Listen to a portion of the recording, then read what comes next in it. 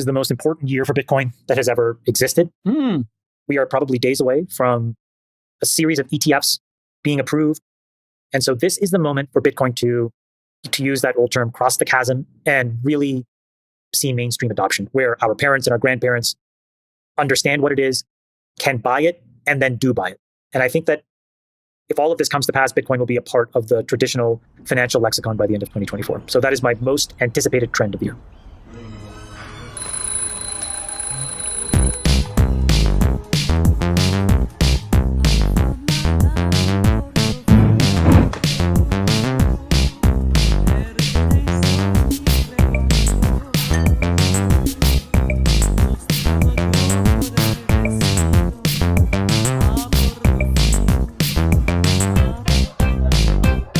What's going on, guys? K-Dub here with another episode of Crypto Zombie. Welcome back to the channel. Hope you're having a great day today. I know this video is coming out a little bit later than I usually post my videos, but I had a really crazy day. But come on, we got to talk about this, guys, because Bitcoin has officially hit the highest levels that we have seen in about a year and a half. That's right. You can see over here on LevX, for example, Bitcoin actually broke above $47,000. This is putting in the highest daily candle that we have seen in a very, very long time. Now, I also want to add that this does coincide with the fact that we are having the S&P have a bit of a green day, as well as that rejection that we were anticipating of the DXY. But let's be honest, the big excitement is the fact that everyone is talking about this Bitcoin ETF. Now, from a technical perspective, okay, if I didn't know the news, there is a bit of a critical level right now for Bitcoin that we cannot ignore. But again, with all of this ETF excitement, will the TA actually play out, all right? A lot of people saying, is it going to be a sell the news event? I think we've talked about this before, but we do have some big news today from BlackRock and some of the other ETFs as well. And, you know, talking about whether or not it should be a sell the news event, because remember, when we originally had Bitcoin futures launched, that was a sell the news event. Then we had the Coinbase IPO, that was a sell the news event, right? But is it going to happen the same way this time? I'm going to explain to you why this time is actually very fundamentally different, okay? So, you know, again, are we maybe potentially overestimating the impact of a Bitcoin ETF? Well, there might be a possibility that, you know, could it be a little disappointing in the short term? Maybe, but again, when you crunch those numbers and you look at the bigger picture, it obviously looks extremely promising for Bitcoin. And I do want to also discuss the new crypto war that you may not have heard of, and it may come as a shocker, but it's actually better for crypto than you may think so. So if all that sounds good to you today, I did want to get this video out to you because unfortunately, if the news does come out on Wednesday, I'm going to be traveling for most of the morning, so just my luck, right? The ETF news probably going to come out when I'm on the plane, but if you are following me over on Twitter, check the link in the description. I am able to tweet on the airplane, so if you guys do want to follow me over there for that news, and also I will be on Rice Crypto X's channel with British Hodl tomorrow, live talking about the ETF. So if you do want to catch that live, which is very rare, I don't go live very often, make sure you follow me over on Twitter. And again, if you did want to take advantage of that LevX, you can get up to a $5,000 match trade. They have 10% cash back, and it is no KYC, unlimited withdrawals. So if you want to take advantage of that, check the link below in the description. So first of all, guys,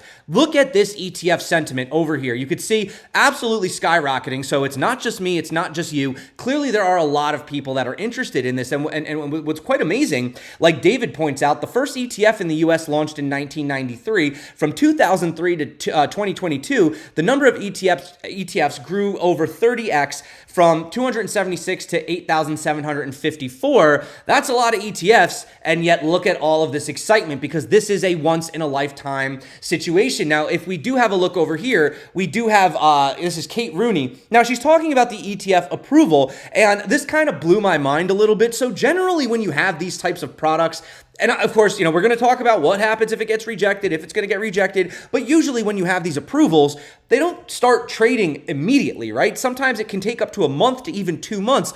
They're saying if it gets approved, it could be trading as soon as Thursday to Friday? Hey, David, yeah, that is the question. A Bitcoin ETF, it's now widely expected to get the green light this week. Two sources close to the process now telling me it's looking like Wednesday, which is also the deadline for Cathie Wood's ARK and 21 shares bid. Then I'm told potential trading would happen Thursday or Friday, but it has been a moving target here on dates. The SEC is expected to approve a handful of applications at once. Those sponsors filing even more paperwork this morning. So again, if you kind of just watch what they're doing, it's very interesting. First, we're seeing, the SEC and Gary meeting with the New York Stock Exchange and all these other exchanges, which why would they be doing that if they weren't looked to potentially approve it? And then also, Gary Gensler decides this morning that he's just going to put a thread out over on Twitter, X, talking about some things to keep in mind if you're considering investing in crypto. So he lists, a warning, be careful, fraudsters and scammers. So again, very interesting. Why does Gary feel the need, potentially 2 days before the decision, to just let everybody know, hey,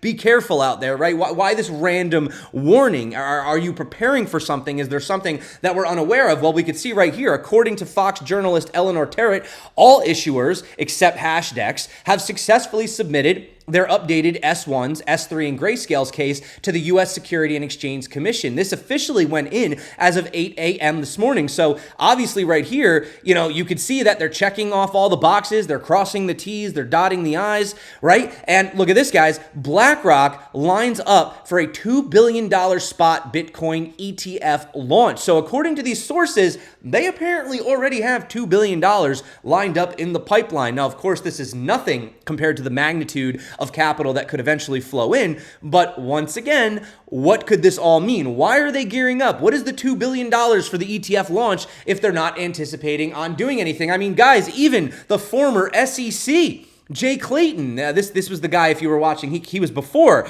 Gary Gensler. Even he says that there's really no reason that he could see for rejecting it at this point. What happens with Bitcoin? Is the SEC going to sign off on a Bitcoin ETF, you think? I think approval is inevitable. And imminently? I think there's nothing left to decide. I know. Look, I credit the SEC for where they are. Where are we? We're comfortable with the disclosure. Joe just went through the cost of investing in a Bitcoin ETF. People need to know what the cost of doing it is. They need to know, about the underlying Bitcoin market. Is the Bitcoin underlying trading market something that is what I would say is robust enough, efficacious enough, where you can rely on it? It is much better today than it was 5 years ago. 5 years ago, there was wash sales, there was laddering, there was all sorts of things that you wouldn't want to make available to the general public because of that risk. And the last thing, I think this is missed, is the technology to actually provide the product, the custodying, the create, the redeem. This is a big step, not just for Bitcoin, but for finance generally. If you can digitize, tokenize underlying assets and trade that way, that's a potential significant change across finance, not just in the crypto space. But you think Bitcoin ETF approval is coming and imminent? Yeah, well? I do. Yeah. And I could be wrong, but that's what I think. Take it with a grain of salt, though. This is coming from the guy who pretty much created the lawsuit against Ripple and then stepped down basically the next day. So you can't trust any of these guys. But he's basically like, what else are you going to reject it on, right? They have literally gone to court every single time, which, by the way, if they do reject it, that means they're going to have to end up going back in court again and usually having some, situation, which I think that at this point the SEC is just pretty tired. Now, we will get into what could happen. There are some very black swan events possible. But again, this is the thing, right? So, the futures launch, if you guys remember, that was the top of the market, okay, back in 2017. That was a sell the news event. Coinbase IPO, right? Everybody pumped the price into it, came out. That was a sell the news event. So is this going to be a sell the news event as well? Well, Meltem Demirors was over on CNBC, and I know her stance on it, but this is why she says she doesn't think it's going to be that. Well, first of all, I think we need to get a little chimney. It feels like the papal conclave. We're waiting for the white smoke. We've been waiting for a while, but certainly this is a very hyped event, most talked about event. And I never want to talk about ETFs ever again after this. But look, I don't think this is a sell the news event. And here is why. Let's just talk about flows. I love talking about flows, and flows are really how we figure out how people are trading sentiment. And if we look at what happened last year, in the last week of 2023, $243 million of flows into crypto ETPs, primarily Bitcoin, $2.2 billion for the year last year. It's not stopping. There's demand for Bitcoin. When these new products launch, we've heard there's one issuer that's seeding their fund with 200 million. Rumors now that BlackRock is coming in with 2 billion. All of that leads to buying of Bitcoin. It leads to demand for Bitcoin. So I don't think it's a sell the news event because Bitcoin limited in supply. That's one of the really interesting, unique properties of it. Now, if you want my honest opinion on it, if they do actually start trading as soon as Thursday and Friday, which would be incredible, that could be quite massive for the price. However, and I will show you in a little bit why we are getting into some extremely technically overheated levels just on the Bitcoin price chart. But realistically, probably what will happen, clearly a rejection. You're probably going to see a dump, right? If we do get the approval, I do think what you're going to see is a pump. And then we're probably going to have a bit of a retrace after that. Now, again, this also plays into the technicals, but again, when we're talking about a retrace, I'm not talking about these 25, 20, 12K levels that these bears are talking about. That's not what we're talking about. And, we have, first of all, the fight for your attention. We've seen all these cryptocurrency ads coming out. Well, Bitcoin ETF ads specifically, the Dos Equis guy. Well, there's another war that may be taking place. Now, do you guys know when there's like gas stations on the corner and one gas station lowers their price, the other gas station feels the need to lower their price as well, or else everyone's going to go to that gas station, right? And it creates price wars. That is exactly what we're seeing right now with these ETFs. Look at some of these prices. They're lowering their fees right now. Some of them even saying that they're going to be 0%. ARK is saying 0% for the first 6 months, 0.2, 0.39, 0.2. So not only are they going to be fighting for your attention, they're going to be fighting for you to use their services due to the fact that they actually have lower fees. So can you imagine all of these different advertisements out, all of these different people calling up, their clients like, hey, you should go over here. It's cheaper fees, right? It's just going to be absolute madness. But, again, just to reiterate the fact, are we overestimating it, right? Could it be a little disappointing? Maybe in the beginning, maybe in the first couple weeks, right? Mid to long term, I think you know where we stand. But we actually had Noelle Acherson over here, and she was speaking, again, CNBC being some of the best coverages of crypto, and she discusses whether or not we are, in fact, overestimating it. What are you thinking for inflows in the months to come after this potential approval? And also, where would they come from? Will it be retail? Will it be institutional? Those are excellent questions. No crystal ball, like you said in the beginning. I have absolutely no idea, to be honest. But gut feeling, we're probably overestimating the day one impact. I mean, we can remember when the Bitcoin futures ETF launched. We're probably extrapolating from that. And that was a blowout launch. I mean, BITO ended up being something like one of the most successful ETF launches ever. Then again, that was in the middle of a very hot market. Bitcoin had been shooting up in the weeks prior. Everyone wanted a piece of the speculation. We're not in that market now. This is not yet a hot market. We have a long way to go before we can get there. So I don't think we're going to get the same kind of blowout. Plus, there's more competition this time. Plus, spot is not that hard for interested parties, as you suggested, to get. So again, I hope I'm wrong. I hope we get a fantastic first day. And I certainly am getting my popcorn ready. But I do think we could be disappointed. However, I really do believe, Tanaya, that we are underestimating the medium and longer term impact. As we were just talking about, the educational value of the investment advisors and the BlackRock, Invesco, Fidelity, etc. marketing teams gearing up to educate the mainstream public about the advantages of this kind of diversification. I mean, let's face it, it's real diversification here. So we're underestimating that, I believe. Even if most investors in the United States invest 0.1% of their portfolios in Bitcoin for diversification purposes, that's massive inflows. So again, short term, be a little cautious, could get a little volatile. I'm actually excited because I'm looking forward to doing some trading again because it's been really boring. Mid to long term, obviously looking quite good. But again, the big thing that you don't realize is that most of these advisors are not really even paying that much attention to crypto. I know it's crazy to get outside the echo chamber, right? Everybody's talking about crypto.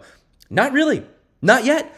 And the second thing, is that they really don't even have the ability to offer this to their clients. There is, in fact, an unspoken barrier to entry. We do have to bear in mind that most advisors don't follow crypto. Most, as we saw from the survey, in fact, which is an incredible document. I recommend everyone read it if they can.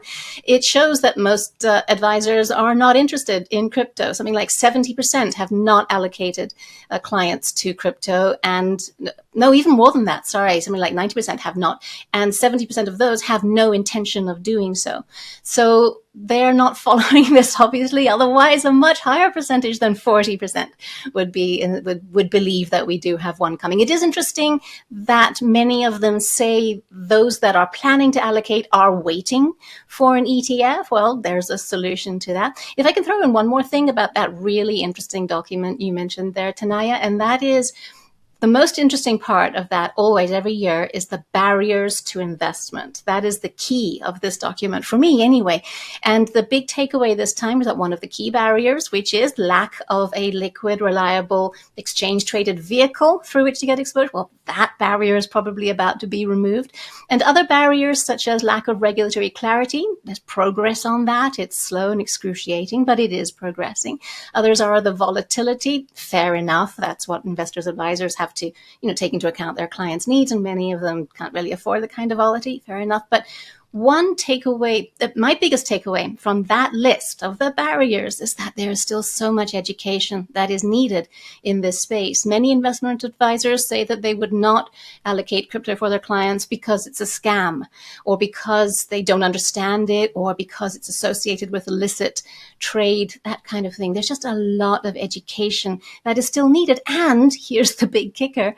The approval of Bitcoin spot ETFs is going to kick that education onto a different kind of level, different kind of mainstream acceptance. When we see Bitcoin in the same frame, in the same sentence, in the same ad as names such as BlackRock, Invesco, Fidelity. When Bitcoin becomes part of the mainstream financial landscape, that's a different level of education. And so we'll see that list probably change quite a lot between now and next year. And I can't help but address the skepticism, right? Because there's always someone that's going to say, well, how is this time different? Well, she actually answers that question as well. The diversity of narratives that is emerging around Bitcoin. In the last cycle, you may remember, it was about monetary liquidity, really. It was about risk assets. It was a macro play, and the correlation was startling.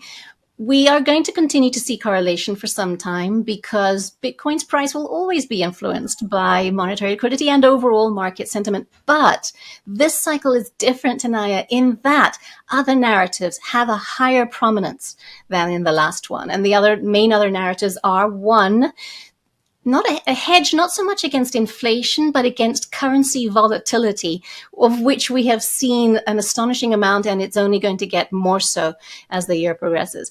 Two, a hedge against geopolitical and global economic instability. Digital gold narrative is much stronger than before. And three, the technological progress in Bitcoin has been kicked up quite a few notches, not just with the emergence of ordinals in January of last year, but we also now have serious projects exploring more deeply smart contracts on Bitcoin. I say more deeply because this has always been going on, but now there are working projects doing this. Stable coins on Bitcoin. The utility of Bitcoin is finding different niches to occupy, and the additional use cases is bringing in different types of users, and that's a fascinating narrative. Bitcoin as the hedges that we've talked about, as the risk assets that we've talked about, but also Bitcoin as a tech play. This is something that we didn't really talk much about in the last cycle. So James Seifert over here, he's been following along with Eric Balchunas. They've been very, very involved in this ETF discussion. And, what happened? Are there some possibilities? Well, he said there's maybe 3 black swans right here. You could have ARK withdrawing with assurance about March, unlikely. You could have Gensler going absolutely nuclear, and the SEC denies using new reasons or ignores the court, knowing that they'd end up back in the court again. Unlikely. Or this would be crazy. The Biden administration could come down and do something to stop crypto, which I'm pretty sure that would have some massive pushback. So, again, they're saying that there's probably a less than 10% chance that the ETF does get denied at this point. Of course, anything could happen, but, I got to turn it over to Michael Saylor again. Shout out to Ronan for posting this clip. I think that it's not only a fact that these people are going to have the opportunity to invest in a new asset class, like Nichelle was speaking about, that education, that learning. And it is kind of like, when one person does it, another person, it takes that one person, right? The first person is always afraid to take the leap, but it's that herd mentality, that sort of mob mentality, if you will. Once one person does it, then another person does it. And, oh, hey, my friend, I trust Bill. He's a good guy. He just invested, so I know he's savvy, and he wouldn't do something that he think would be irresponsible, so I'm going to do it, and I'm going to tell my family about it, right? But it's bigger than that. It's not just that. Why do they care about the ETF? Well, compared to everything that's been going on, the 2008 financial crisis, endless money printing, the GDP, the debt, right? All of these factors that are in the macro are driving people to understand why Bitcoin is solidifying itself as the number one asset, right? And if you have the number one asset, if you have the best version of something, why would you then go and use another version of it? So, Michael Saylor, take it away, buddy. Is that conviction? Seems kind of scary. Why don't you diversify? Why don't you use 10 microphones? The point really is things in your life. Do you drive in 10 cars at the same time or one car at one time? Do you drive down one street? Aren't you afraid that you're driving down one street? Do you take a different way? So my point really is, if you're you get on one airplane, are you convicted? You put your entire family on the one airplane. Aren't you afraid? Ultimately, if you're a rational individual, when you use knives, do you have copper knives, wooden knives, steel knives, aluminum knives, rubber band knives, diamond knives, because you're afraid to commit to the right knife? It's a tool. So ultimately, what I'm saying here is an engineer would look at this and say, I use glass for my windows. I don't use aluminum for my windows because I can't see through the aluminum, right? I use steel beams. People used to use wooden beams. Steel beams work better, right? I use copper for wires because electricity goes through copper better. I don't use aluminum for wires, right? Am I a radical, convicted, fanatic investor? Or am I just like a rational person that uses copper for wires because copper works better? Right. And my point here is, you live in a society and things are going awry. If you did live in a country and the food supply was cut off, the electricity got turned off, the currency collapsed, and there were riots in the streets, would you still just kind of hang out and use the same rules of thumb you've been using? Or would you say, I think I'm going to exit via the airport where there are no riots if I can get on that plane, and I'm going to go somewhere else, not because I'm convicted, not because I'm radical, not because I'm a risk taker. No, I'm just going to do it because I'm an intelligent human being, and I notice that it's getting uncomfortable where I am right now. And on top of all of this, it's not just the ETF news. Trust me, I'm tired of talking about the ETF news. I can't wait till it gets approved. We can start focusing on the fundamentals again. We can start focusing on the charts because I know we're going to get some volatility. But look at this, guys, as well. One of the biggest things, one of the biggest scares that people were talking about was Digital Currency Group and all the money that they owed to Genesis. Well, they just said that they are pleased to announce that they have completed a payoff of all short-term loans from Genesis. In total, Digital Currency Group has paid off more than $1 billion in debt to its creditors in just over a year, including nearly $700 million to Genesis, satisfying all obligations currently due. So we can kind of wipe that away, right? We don't have to worry about that happening anymore. Now, of course, do I want to ruin good news with bad news? Well, where are these funds coming from? You know, they have a history of being a little bit shady, but let's be honest. The big elephant in the room back in the day, they have taken care of it. They have repaid their loans. That was something we were worried about, especially after the FTX contagion. It looks like now they have that under control. And you know, I do want to talk about a little bit of Bitcoin fundamentals because we haven't really been covering them recently. But look at this, guys. Japanese e-commerce giant Mercari, I'm sorry, I don't know how to pronounce that. Somebody correct me, is looking to accept Bitcoin payments. It has over 20 million monthly monthly customers, and not to mention the number of up-to-date merchants accepting Bitcoin cataloged by Bitcoin Map has increased 174% just in the year of 2023 alone. Okay, it might have had a little bit of a dip right here. I don't know what that's all about, but I mean, come on, guys. This is crazy, right? So this is just showing that not only are we talking about the ETFs, the revelation of Bitcoin just being pretty much the best form of money ever created, but now we're having over 174% increase in merchants globally that are willing to accept Bitcoin for purchases. Although, look up Gersham's law. I'm not sure I'd want to be spending my Bitcoin. I'd definitely want to be spending my dirty fiat, that's for sure. And then on top of that, we have this awesome news that Nebraska is set to pass a new bill to aid in crypto mining and ownership, right? And like I said, that is sort of the beauty. You know, you can the US is not perfect, let's be honest. And no nation, no country is perfect. But there is that decentralized aspect to the country, right? We have 50 states, and a state can say, oh, we don't want to do this. We don't agree with that. Or we do agree with that, right? Which is why an outright ban on crypto just wouldn't work, right? The same way that I was explaining in my previous video, you know, federally, marijuana is illegal, but hey, in some states, it is legal, right? Because the states also have the ability to make their own decisions as well. So I don't think they're going to ban Bitcoin at all. And if they did, I think there'd be some major pushback. And you are seeing, you know, all these different guys, like, for example, these bills that are helping in mining and ownership, right? So let's dive in and let's have a look super quick. I don't have a lot to really go over again. You can see, though, that we have not been this high. Look at this. The last time that Bitcoin was at these levels, guys, was back in March of 2022. So well over a year and a half or so, give or take, you know, whatever.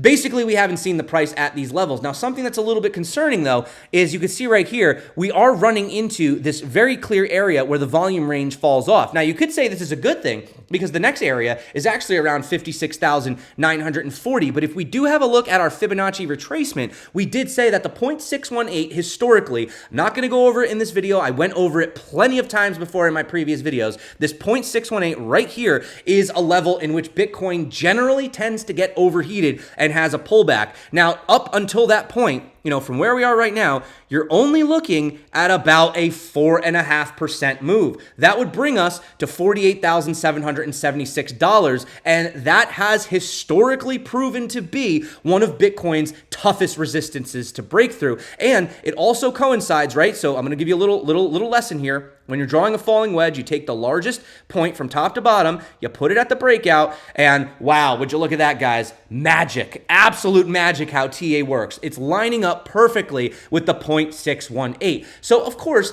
you know, this doesn't mean that, you know, we're not going to keep going up, but what it does mean most likely is, you know, we may have a bit of a pullback. But of course, with the ETF news, if we do get the approval, you know, we could go up to the 0.786 at around 57.